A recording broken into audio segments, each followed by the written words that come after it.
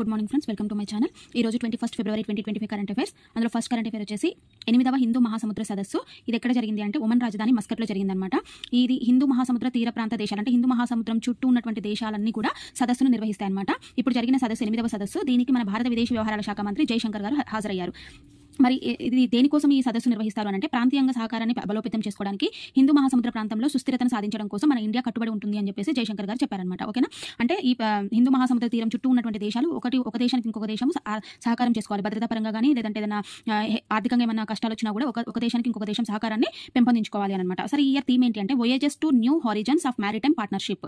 ఇది ఈ ఇయర్ యొక్క థీమ్ అనమాట. సో ఇది ఎవ్రీ ఇయర్ విదేశాంగ మంత్రిత్వ శాఖ మరియు ఇండియా ఫౌండేషన్ తో కలిసి నిర్వహిస్తుంది అనమాట ప్రతి సంవత్సరం. మరి 8వ సదస్సు ఒమన్ రాజధాని మస్కట్లో జరిగింది కదా, మరి 7వ సదస్సు ఎక్కడ జరిగింది అంటే ఆస్ట్రేలియాలో జరిగిందనమాట. ఓకేనా, అట్లాగే హిందూ మహాసముద్ర తీర ప్రాంత దేశాల మధ్య ప్రాంతీయ సహకారం కోసం security growth for on in the region అంటే సాగర్ అని అంటారు. Security and growth for on in the region, Sagar అనేది కీలక పాత్ర పోషిస్తుంది. ఎక్కడ అంటే హిందూ మహాసముద్ర తీర ప్రాంతాల మధ్య సహకారం అంటే ఒక దేశానికి ఇంకో దేశం కోసం సహకారం చేయడానికి ఈ సాగర్ అనేది కీలకంగా పాత్ర పోషిస్తుంది అనమాట. ఓకేనా, మరి ఇది ఎందుకని చెప్పి మనం ఆర్థికంగా కానీ సహజంగా మన విపత్తులు సంభవించిన కారణము, ఓకే, ఏదైనా సంఘర్షణ అంటే యుద్ధాలు జరుగుతున్న సమయంలో కానీ, ఓకేనా, అలాంటి ఏదైనా యుద్ధాల వల్ల కానీ ఆర్థికంగా సహజ విపత్తులు వచ్చినప్పుడు ఆర్థికంగా అది బలోపేతం అవ్వడం కోసము మన వేరే దేశాలకి ఇండియా అనేది మానవతా దృక్పథంతో సో మనకి మందులు, టీకాలు, ఇంధనం ఇవన్నీ కూడా అందిస్తుందన్నమాట. ఇవి అందించడానికి మెయిన్ మనకు కావాల్సింది ఏంటంటే హిందూ మహాసముద్రం అనమాట. దాని ద్వారానే ఈ అన్ని దేశాలకు కూడా ఇవన్నీ అందించడానికి అవకాశం ఉంటుందన్నమాట. అంటే భారత్కి ఈ హిందూ మహాసముద్ర ప్రాంతం అనేది చాలా కీలకంగా ఉంటుంది.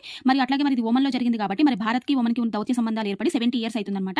1955 ఏర్పడింది, 2025కి 70 ఇయర్స్ అయిపోయింది. సో ఒక లోగో విడుదల చేశారు. ఎవరంటే భారత్ తరపున విదేశాంగ మంత్రి జయశంకర్, ఒమన్ విదేశాంగ మంత్రి సయ్యద్ బద్ర్ అల్ బుసైదీ, వీళ్ళిద్దరూ కలిసి 70 ఇయర్స్ అయిన సందర్భంగా లోగోను విడుదల చేయడం జరిగిందన్నమాట. అట్లాగే ఇంకేంటి అంటే ఒమన్లోని భారతీయుల చరిత్రపై రాసినటువంటి మాండ్వి టు మస్కట్ అనే పుస్తకాన్ని కూడా విడుదల చేశారు. అట్లాగే ఈ ఒమన్ సుల్తానేట్ కి చెందినటువంటి national records and archive authority NRAI అని అంటారు. ఓకేనా, NAI అంటే ఏంటంటే నేషనల్ ఆర్కైవ్స్ ఆఫ్ ఇండియా. ఓకేనా, so national archives of India మరియు నేషనల్ రికార్డ్స్ ఆర్కైవ్స్ అథారిటీ వీళ్ళిద్దరూ కూడా సంయుక్తంగా 2025 ఫిబ్రవరి 11న 2025 ఫిబ్రవరి 11న న్యూఢిల్లీ జన్పథ్లోని డాక్టర్ అంబేద్కర్ ఇంటర్నేషనల్ సెంటర్లో, ఓకేనా, so legacy of Indo women relations అనే థీమ్ తోటి ఎగ్జిబిషన్ నిర్వహించారనమాట. ఓకేనా, అది నెక్స్ట్ ఏంటి సెకండ్ కరెంట్ అఫైర్ అంటే అగ్రగామి కంపెనీలకి సో మన వాళ్ళే సారథులు అనమాట. అంటే మన ఇండియన్సే సారథులు. సో ప్రపంచంలో భారతీయ మూలాలు ఉన్నటువంటి వ్యక్తుల ఆధ్వర్యంలో నడుస్తున్న అగ్రగామి 200 కంపెనీలు అంటే భారత్ మూలాలు ఉన్నటువంటి వ్యక్తులు 200 కంపెనీలకు వాళ్ళు సీఈఓలుగా కూడా ఉన్నారు అనమాట. అంటే సీఈఓలుగా డైరెక్టర్గా ఉన్నారు. అయితే హురున్ తొలిసారిగా ఒక జాబితాను విడుదల చేసింది. ఏంటి అంటే HSBC Hurun global Indians list 2024 అనే పేరుతోటి తొలిసారిగా ఈ హురున్ అనేది రిలీజ్ చేసిందనమాట. అయితే $1 బిలియన్ అంటే 8,600 కోట్ల రూపాయల కంటే ఎక్కువ మార్కెట్ ఉన్న విలువ కంపెనీలను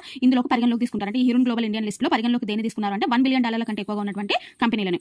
ఓకేనా, అయితే ఒక 10 కంపెనీలు ఈ అన్ని కంపెనీలు తీసుకున్నారనమాట. ఆ కంపెనీల యొక్క విలువ ఏంటి అంటే మార్కెట్ విలువ $10 లక్షల కోట్ల అనమాట. అయితే ఈ 200 సంస్థలకు కూడా 226 మంది సీఈఓలు, MDలు, వ్యవస్థాపకులుగా ఉన్నారంటే వీళ్ళంతా కూడా ఇండియన్స్ అనమాట. ఓకేనా, ఈ జాబితాలో ఉన్నటువంటి 101 మంది ప్రవాసులు Hurun global Indian rich list లో చేరారు. ఓకే, ఈ లిస్ట్ లో అత్యంత పిన్న వయస్కుడు ఎవరు అంటే కమ్యూర్ సహా వ్యవస్థాపకుడు సీఈఓ అయినటువంటి థనై టాండన్. మొత్తం ఈ జాబితాలో ఎంతమంది ఉన్నారంట 101 మంది ఉన్నారంట. ఆ 101 మందిలో అత్యంత పిన్న వయస్కుడు ఎవరు అంటే కమ్యూర్ సహా వ్యవస్థాపకుడు థనై టాండన్ అనే ఇతను అత్యంత పిన్న వయస్కుడు 27 ఇయర్స్ లోనే ఈ లిస్ట్ లో చేరాడనమాట. ఓకేనా, అట్లాగే మనకి అయితే మనం ఏమన్నా 101 ఉన్న ఈ జాబితాలో అన్నాం కదా, మరి టాప్ 10 లో ఏమేమి ఉన్నాయి. ఓకేనా, so top 10 ఏమున్నాయంటే so Satya Nadella Microsoft, Sundar Pichai alphabet, Neel Mohan YouTube, Thomas Kurian Google cloud, శంతనారాయణన్ Adobe, Sanjeev Lamba Linde, వసంత Narasimhan Novartis, Arvind Krishna IBM, Vimal Kapoor Honeywell, కెనివ్ Lobo striker. ఈ 10 మంది ఏంటంటే టాప్ 10 లో ఉన్నారనమాట 101లో. మరి ఛానల్ గ్లోబల్ సీఈఓ అయినటువంటి లీనా నాయర్ అనే ఆమె అత్యంత ప్రధానమైనటువంటి మహిళగా నిలిచారనమాట. అంటే 101 మందిలో మహిళ ఎవరు అంటే లీనా నాయర్ అత్యంత ప్రభావవంత మహిళగా నిలిచింది. అయితే ఈ హురున్ గ్లోబల్ ఇండియా లిస్ట్ లో ఈ మహిళ వ్యవస్థాపకురాలన్నమాట. ఓకేనా, నెక్స్ట్ ఏంటి అంటే థర్డ్ కరెంట్ అఫైర్ అంతర్జాతీయ ముప్పుగా మెదడువాపు. అంటే ఇప్పుడు అంతర్జాతీయ ముప్పుగా మెదడువాపు మారిందని చెప్పేసి WHO గుర్తించింది. సో ఇది అంటూ స్వయం ప్రతిరక్షక రోగంగా కూడా ఉంటుంది అని చెప్పేసి WHO గుర్తించింది అనమాట. Third current affair. ఇంకా ఫోర్త్ కరెంట్ అఫైర్ వచ్చేసి ఏంటంటే 2047 కల్లా అధిక ఆదాయ దేశంగా భారత్ ఉండనుంది. మనం 2047 కల్లా ఏమని చెప్పుకున్నాము, ఇండియా అనేది అభివృద్ధి చెందిన దేశంగా మారనుంది అని అనుకుంటున్నాం కదా. సో కాబట్టి 2047 కల్లా అధికాదాయ దేశంగా భారత్ ఉండనుంది. సో ఇది ఎవరు రిలీజ్ చేశారు అని అంటే బెయిన్ అండ్ కో అండ్ మరియు నాస్కామ్ ఇవి రెండు కలిసి సంయుక్తంగా ఒక నివేదిక విడుదల చేసింది. ఆ నివేదిక ప్రకారం 2047 కల్లా అధికాదాయ దేశంగా భారత్ ఉండనుందన్నమాట. మరి భారత్ GDP 2047 కల్లా ఎంత ఉండనుంది అంటే 23 నుంచి 35 లక్షల కోట్ల డాలర్లు ఉంటుంది అనేసి బెయిన్ అండ్ కో మరియు నాస్కామ్ ఇవి రెండు కూడా సంయుక్తంగా డేటాను విడుదల చేసింది. మరి ఇట్లా 25 నుంచి 35 లక్షల కోట్ల డాలర్లు చేరాలి అంటే సో సేవల రంగమే వృద్ధికి ప్రధాన చోదకం అనమాట. అంటే ఎక్కువగా సేవల రంగమే వృద్ధి చెందడానికి కారణం అవ్వబోతుంది.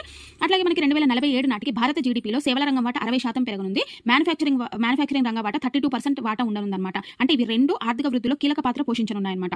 మళ్ళీ ఇంకేంటంటే మనకి AI ఆధారిత అంటే ప్రజెంట్ ఇప్పుడు అంతా కూడా AI మీదనే నడుస్తుంది కాబట్టి AI ఆధారిత చిప్ డిజైనింగ్, మ్యానుఫ్యాక్చరింగ్ లో పూర్తి స్థాయి యాంత్రీకరణ, విడిభాగాల తయారీ, డిజైన్, తిరోగమన అనుసంధానం ద్వారా ధరలో పోటీ సామర్థ్యం, ఆవిష్కరణల సామర్థ్యాన్ని పెంచనుంది. అంటే ఇవన్నీ కూడా ఇండియాలోనే తయారవ్వబోతున్నాయి ఈ మ్యానుఫ్యాక్చరింగ్ ఐటమ్స్ అన్ని కూడా విడి భాగాలు అంటే ఓకేనా ఈ పార్ట్స్ అన్ని కూడా చిప్ డిజైనింగ్ అదంతా కూడా ఇండియాలోనే జరగడం వల్ల ధరల మధ్య పోటీ సామర్థ్యం ఆవిష్కరణల సామర్థ్యం కూడా పెరుగుతుందన్నమాట. దాంతో మన ఆటోమేటిక్గా ఆ రంగం యొక్క ఎగుమతి వాటా 24% నుంచి 2047 నాటికి 45 నుంచి 50% పెంచుకుంది. ఎందుకంటే మన దగ్గర తయారవుతున్నాయి కాబట్టి ఎక్కువగా తయారై మనం ఎగుమతి చేసే స్థాయికి ఇండియా ఎదగనుందన్నమాట. ఇప్పుడు ఉన్నటువంటి ఎగుమతుల వాటా 20 అంటే దేంట్లో ఈ మ్యానుఫ్యాక్చరింగ్ రంగంలో ఎగుమతుల వాటా 24% ఉంది. అది 2047 నాటికి 45 నుంచి 50% పెంచుకునే వీలుందన్నమాట. అట్లాగే మరి జీడీపీలో ఈ మ్యానుఫ్యాక్చరింగ్ ఈ రంగం వాటా 3% నుంచి 8 నుంచి 10% వరకు చేరుకుంది. ప్రజెంట్ 3% ఉంది, అది 8 నుంచి 10%కి చేరుకుంది.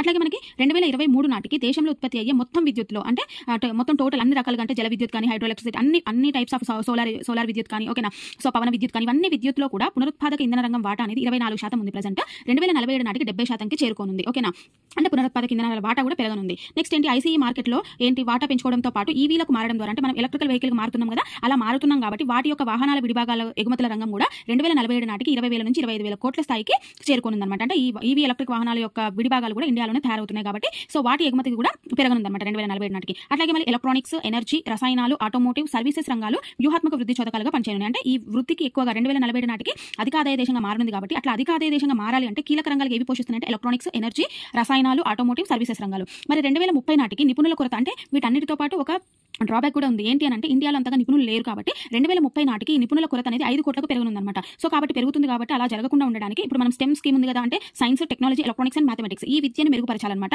అట్లాగే యువతకి నైపుణ్యాభివృద్ధి కార్యక్రమాలపై దృష్టి పెట్టే విధంగా కూడా సో ప్రభుత్వాలు నిర్ణయాలు తీసుకోవాలన్నమాట. ఓకేనా అది. సో నెక్స్ట్ ఇంకేంటి అంటే మనకి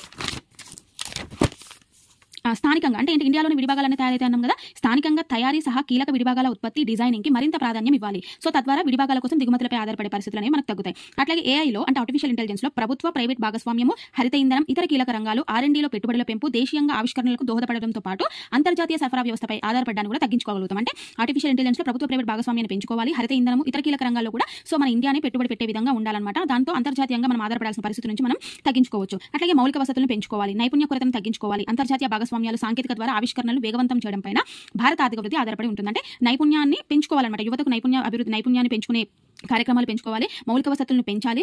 ఓకేనా నెక్స్ట్ వీటితో పాటు అంతర్జాతీయ భాగస్వామ్యము, సాంకేతికత ద్వారా కూడా ఆవిష్కరణలు వేగవంతం చేయాలన్నమాట. అంటే అంతర్జాతీయ వేరే దేశాల యొక్క సహాయం తీసుకొని మన టెక్నాలజీని మనం ఇంప్రూవ్ చేసుకోవాలన్నమాట. అట్లాగే డిజిటల్, రవాణా, మౌలిక సదుపాయాల్లో కూడా పెట్టుబడులు పెట్టాలి, దేశీయంగా తయారీ రంగాన్ని పెంచుకోవాలి. ఓకేనా భాగస్వామ్యాల ద్వారా పరిశోధనను పెంచుకోవాలి, అంటే పరిశోధన ఆలోచనలను పెంచుకోవాలి, పరిశోధన కార్యక్రమాలను ఇండియాలో పెంచుకోవాలి, అభివృద్ధి కార్యక్రమాల ద్వారా భవిష్యత్ టెక్నాలజీస్ అవిటిని పెంచుకోవాలి, ప్రపంచ వాణిజ్యంలో భారత్ను అగ్రగామిగా నిలబెట్టవచ్చు అని చెప్పేసి నాస్కామ్ సీనియర్ వైస్ ప్రెసిడెంట్ అయినటువంటి సంగీత గుప్తా అన్నారన్నమాట. అంటే ఇవన్నీ చేయడం ద్వారా ఇండియా అతి త్వరలో అధిక ఆదాయ దేశంగా మారుతుంది అని చెప్పేసి చెప్పారు. సో బహుముఖ సాంకేతిక విధానం ద్వారా కూడా సమ్మిళిత సుస్థిర వృద్ధికి బాటలు వేయవచ్చు. అంటే అన్ని రంగాల నుంచి కూడా సహాయ సహకారాలు పెంపొందించుకొని నైపుణ్య అవకాశాలను పెంపొందించుకోవడం ద్వారా సాంకేతిక విధానాన్ని పెంచుకోవడం ద్వారా సో మనం సమ్మిళిత వృద్ధికి సుస్థిర వృద్ధికి కూడా మనము సో బాటలు వేయవచ్చు అని చెప్పేసి చెప్తున్నారు. ఓకేనా సో ఇవి ఈ రోజు కరెంట్ అఫైర్స్. సో ఎలా అనిపించింది అనేది మీరు ఒక కామెంట్ ద్వారా నాకు లైక్ ద్వారా తెలియజేయండి. ఓకేనా థ్యాంక్ యూ వెరీ మచ్.